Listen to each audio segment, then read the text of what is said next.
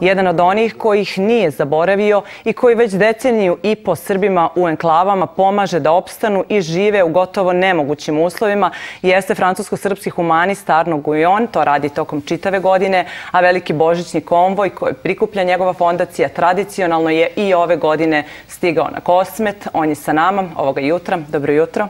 Dobro jutro.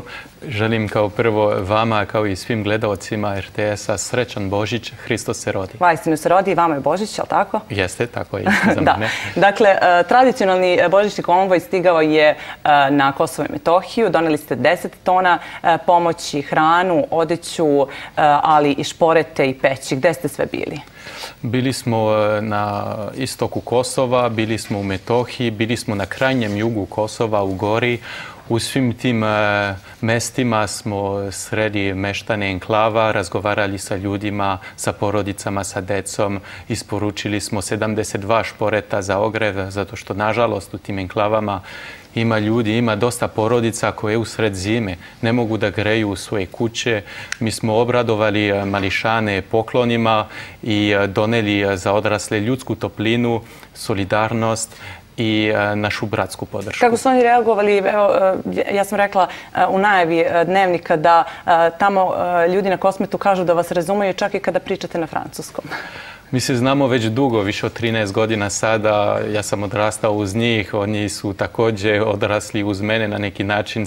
Sad sam upoznao, odnosno ponovo video ljude koje su sada odrasle osobe, a pre 13 godina oni su bili ili deca ili tinejdžeri. Jeste vi ste jednom rekli da ste jednoj djevojčici koji ste donali prvu lutku, da ona već sada ima svoje dete, ali tako? Da, tako je. Generacije se obnavljaju. Srbi na Kosovu i Metohiji imaju puno dece, što je najveći i najbolji znak nade.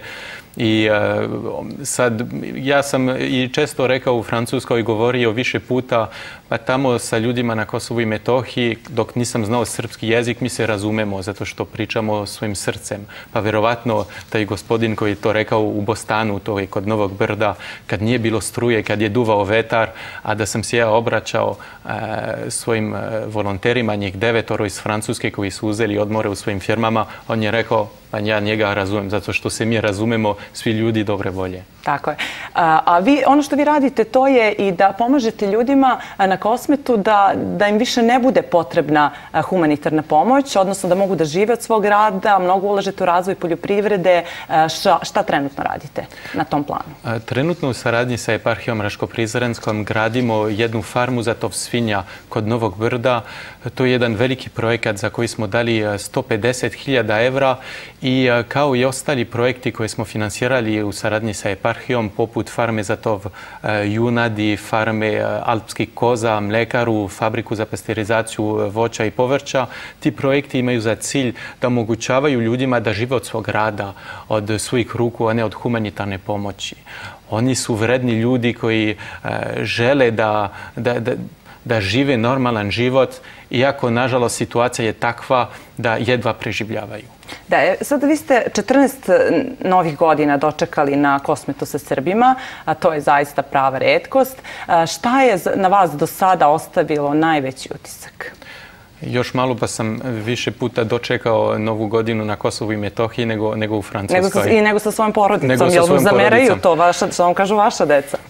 Mali su još. Pa mali su još, a moja porodica svakako da bi željela možda da ostane malo duže u Francuskoj za vreme praznika i da dočekam Novu godinu sa njima, ali šta je tu je, mene to ispunjava i znam da ti ljudi sada računaju na nas, računaju na našu bratsku podršku koja već 14 godina traje i to će trajati dok god bude bilo potrebno. I to je ono što je njima jako važno, ta izvesnost koju im vi donosite između ostalog. I na kraju ja bih htjela da se, s obzirom da ste trenutno na RTS-u, da se na kraju ovog razgovora vratimo kratko na početak. Vi ste to pisali u svojoj knjizi, na vaš put mnogo je uticalo ono što se desilo, nažalost, u ovoj kući 1999. godine kada su naše kolege poginule pod NATO bombama. Možete li kratko samo da nam ispričate gde ste bili tada i kako je to uticalo na vas? Tada sam imao 13 godina, bio sam u kolež, to znači osnovna škola i tada po francuskim školama, pošto propaganda u medijima, oni su smatrali da nije dovoljna, oni su organizovali razne debate po školama i kad je profesor istorije nekoliko dana posle bombardovanja RTS-a ušao u učionicu, rekao nam je da ćemo danas govoriti o tome. I on je opravdavao to bombardovanje i rekao da medijska kuća je bila vojni cilj zato što je emitovala propagandu.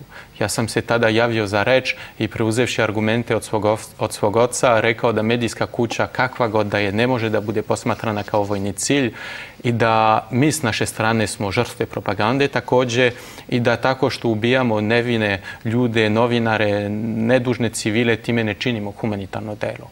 A malo je falilo da me on izbaci sa časa. Međutim, kad sam ga sreo ponovo u Grenoblu nekoliko godina kasnije, on mi se izvinio zbog toga i priznao da je pogrešio. Hvala vam na tome, hvala vam što ste to ovdje ispričali iz pijeteta prema našim kolegama. Hvala na razgovoru za RTS. Hvala vam.